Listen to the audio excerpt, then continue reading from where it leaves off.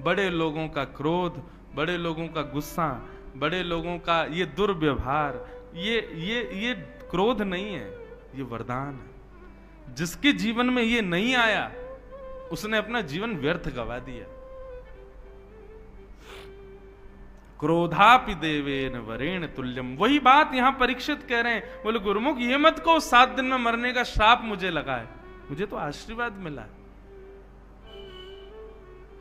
और कैसा आशीर्वाद देखो, श्राप को आशीर्वाद माना तो आशीर्वाद ही बन गया। आज तक इस आशीर्वाद का साक्षी पूरा विश्व लेता है भागवत सुन करके, ये आशीर्वाद ही तो था।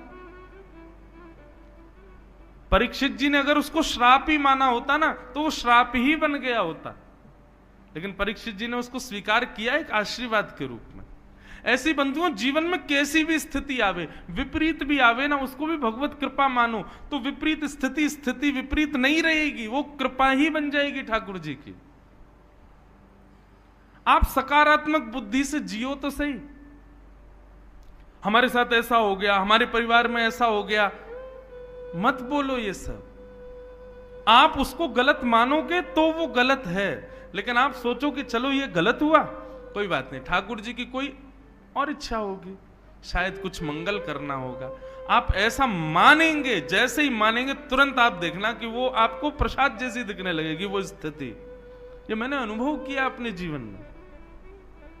आप लोग मुझसे भी बड़े हो उम्र में, कई लोग, मेरा तो इतना अनुभव नहीं, पर इतने दिनों में भी जो अनुभव हुआ उसको मैं साझा करूं तो ऐसा ही है कि आप विपरीत स्थिति को भी ऐसा मान लो कि ये ठाकुर जी की इच्छा है, शायद ये मेरा निर्माण इसी से होगा, तो हो ही जाएगा।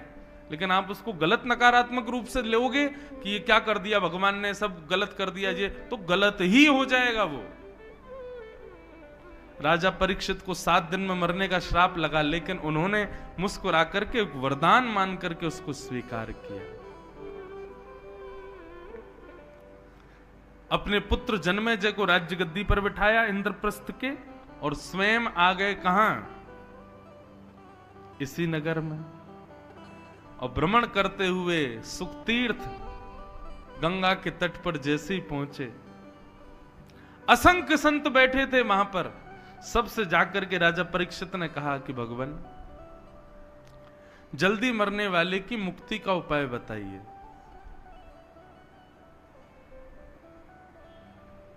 सबने अलग अलग भाव बताए, लेकिन तभी वहां पर श्री सुखदेव जी का आगमन हुआ। हाथ जोड़ करके सब लोग वंदन करो। तत्रा भवद भगवान व्यास पुत्रो यदिच्छया कामट मानो नपेक्ष अलक्षलिंगो निजलावतुष्टो व्रतस्य वालै अवधूत भेष। बोलो सुखदेव जी महाराज की। अच्छा, यहां पर परीक्षित जी ने सुखतीर्थ में आकर के एक आसन लगाया और कहा जल्दी मरने वाले की मुक्ति का उपाय क्या है, इसका उत्तर जो भी दे इस आसन पर बैठ के दे। मेरे जीवन के 7 दिन बचे, मैं क्या करूं। तो किसी ऋषि की इतनी हिम्मत नहीं हो रही थी कि उस आसन पर बैठ जाएं। बोले कहीं हमने 7 दिन में मुक्ति नहीं दिलाई तो। लेकिन महाराज सुखदेव जी का कैसा स्वरूप, सीधे चलते हुए आए, आसन पे ही आके बैठे सीधे। मानो उनको इतना विश्वास था कि अब तो परीक्षित तुम हमारे हाथ में हो, हम ही पार करेंगे तुमको। ऐसा गुरु बंधुओं जीवन में सबको प्राप्त हो। सुखदेव जी आकर के विराजमान हो गए। परीक्षित जी ने चरणों में प्रणाम किया और चरणों में प्रणाम करते हुए कहा भगवान आप जैसे संतों का तो घर बैठ के स्मरण कर लें तो पवित्र हो जाते हैं, परंतु प्रत्यक्ष दर्शन मिल जाए तो कहना ही क्या है। नाथ, मैं आपके चरणों में प्रणाम करते हुए कहता हूं मेरे जीवन के केवल 7 दिन बचे हैं, मुक्ति का उपाय बताइए। मैं 7 दिन में मुक्ति कैसे प्राप्त करूं। अतः पृच्छामि संसिद्धिम योगिनाम परमम गुरुम पुरुषस्येह यत् कार्यम म्रियमाणस्य सर्वथा। मेरे जीवन के केवल 7 दिन बचे। और परीक्षित के इस भाव को सुन करके श्री अब सुखदेव जी यहां से बोलना प्रारंभ करते हैं।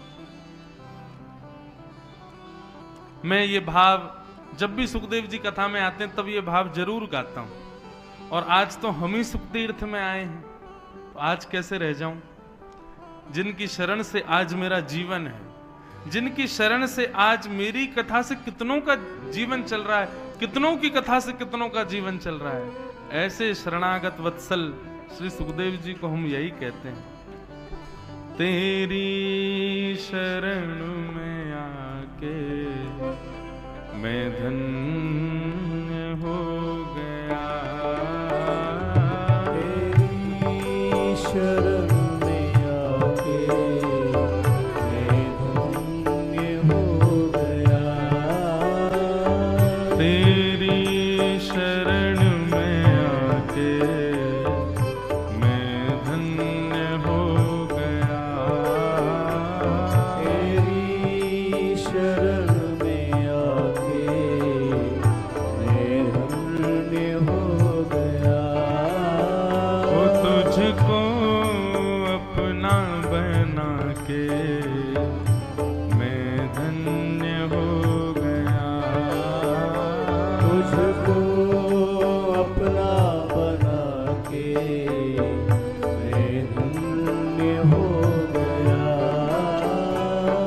जन्मों की प्यास थी जो, जन्मों की प्यास थी जो, जन्मों की प्यास थी जो, जन्मों की प्यास थी जो, संपन्न हो गया, तेरी शरण में आके मैं धन्य हो गया, तेरी शरण में आके मैं धन्य। श्री सुखदेव जी महाराज की। दिशा और दशा दोनों को जो सुधारे वो गुरु है। अनंत गुरुओं की ऐसी कथाएं आती हैं जिन्होंने अपने वचनामृत से, कल ही मैंने बताई थी, अंगुलीमाल को बुद्ध भगवान ने केवल एक बात कही और उसी से अंगुलीमाल का जीवन बदल गया। ऐसे ही एक भक्त का चरित्र भी हम हिसार में सुना रहे थे, घाटम दास जी। उनका नाम पहले घाटम ही था, दास जी तो वो बाद में बने। तो घाटम जी का चरित्र इतना सुंदर है कि घाटम जी जयपुर के पास के गांव के बहुत बड़े चोर थे,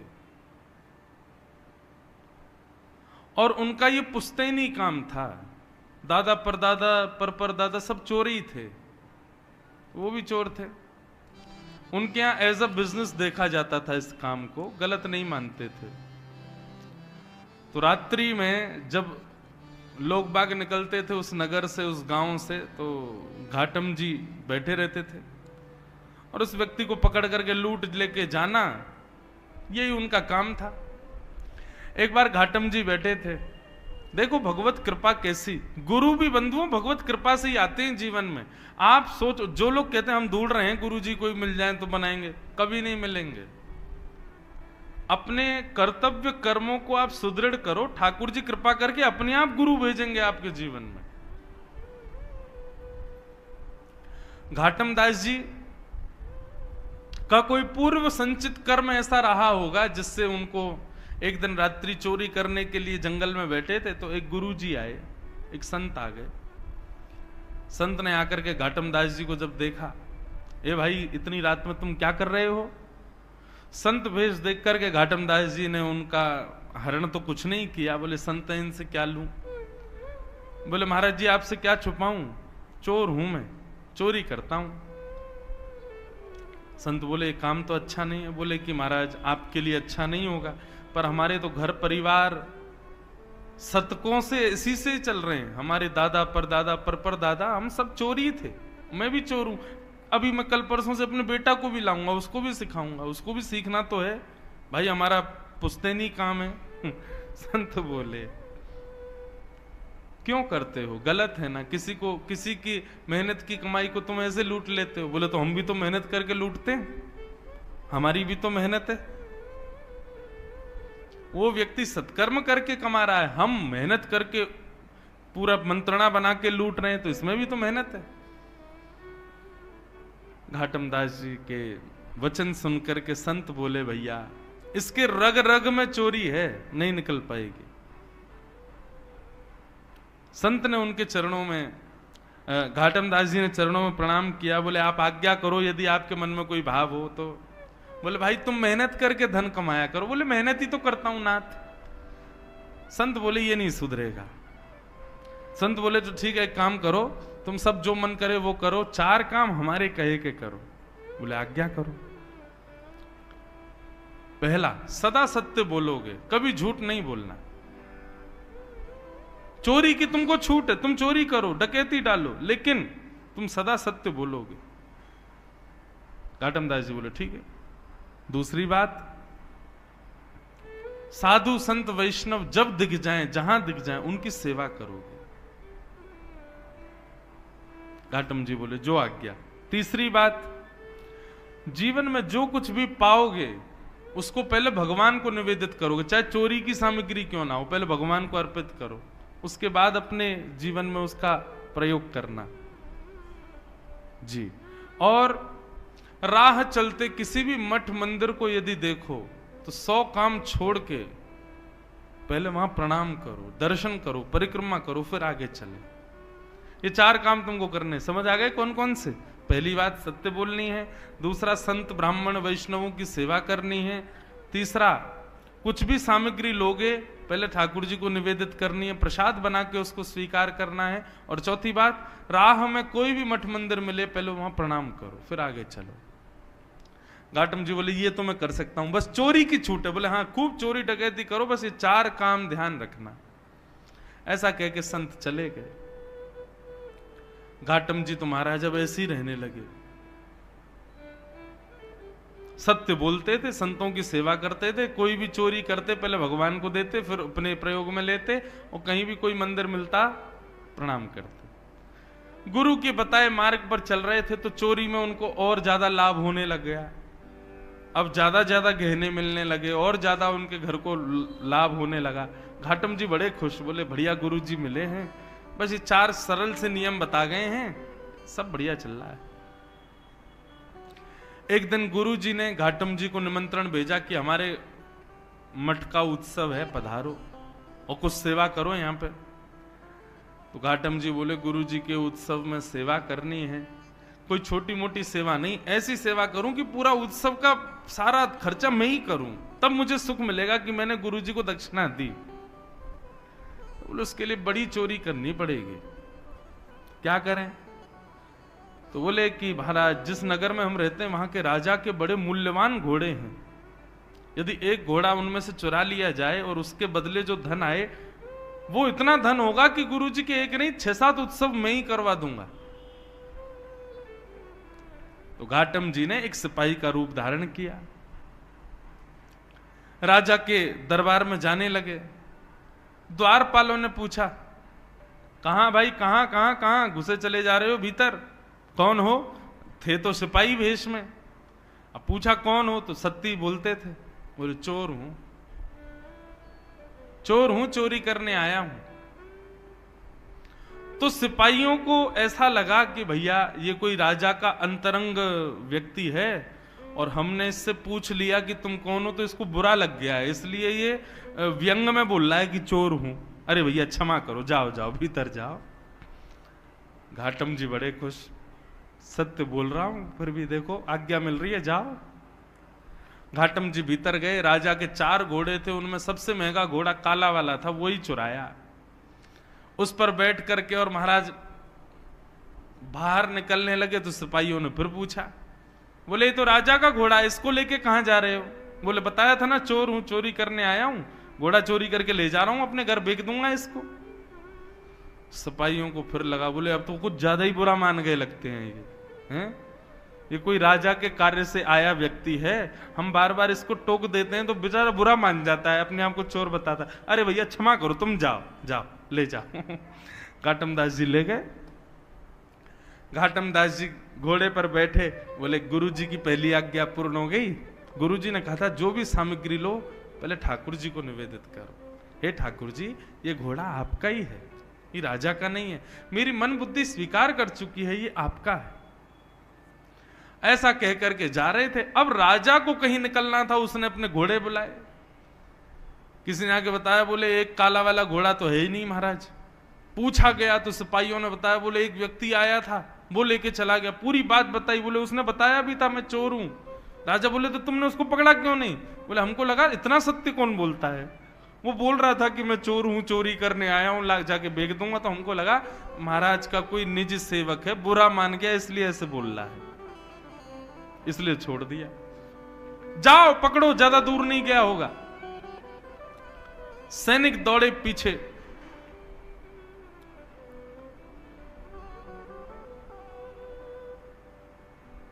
सैनिक पीछे दौड़े।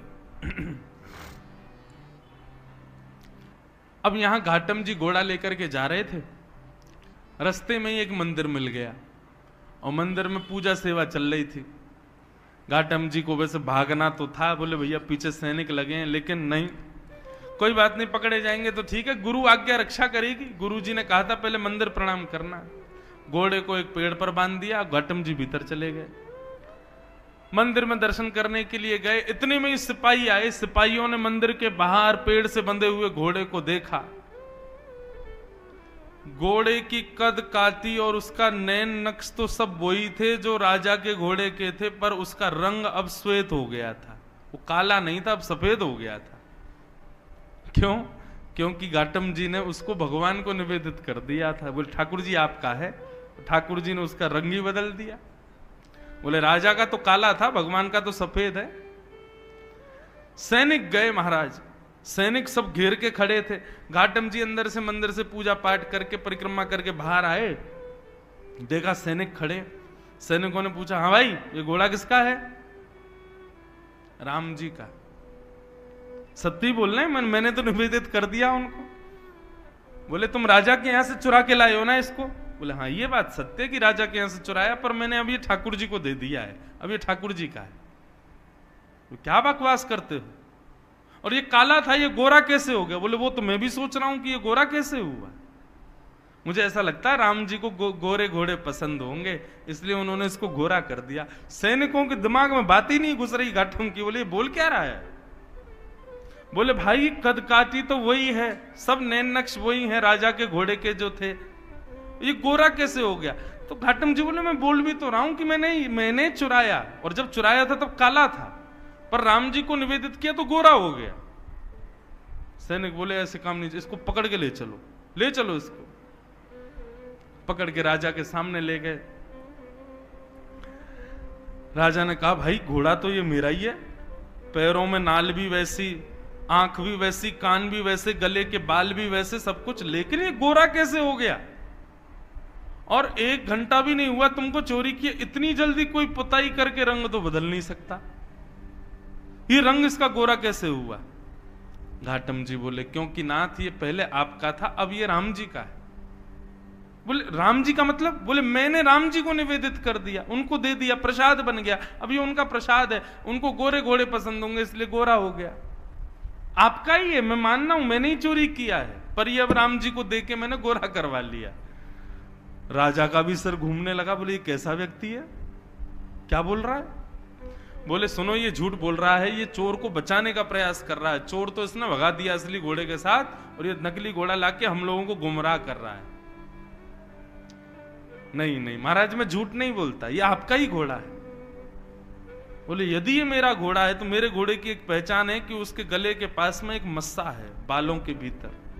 बोले देख लो।